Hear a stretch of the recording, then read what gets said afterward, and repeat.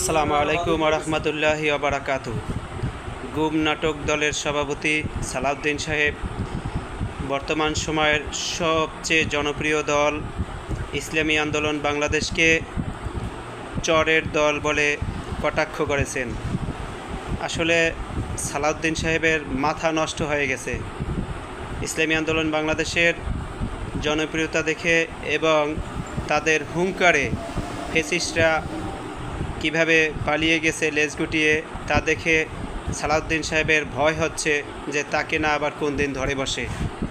এই গুম নাটক দলের সভাপতির তাই ঘুম হারাম হয়ে গেছে, আর ঘুম যার না থাকে তার মাথা এমনিতেই নষ্ট হয়ে যায়। তো চরমনাইকে চরের দল বলে তাতে লজ্জা নেই, কারণ তৃণমূল থেকে উঠে আসা দল।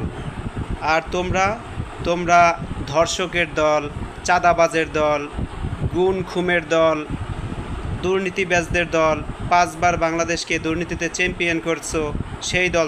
তোমাদেরকে জাতি চিনে গেছে। এবার তোমাদের পালা, সাবধানে থেকো সালাউদ্দিন সাহেবরা।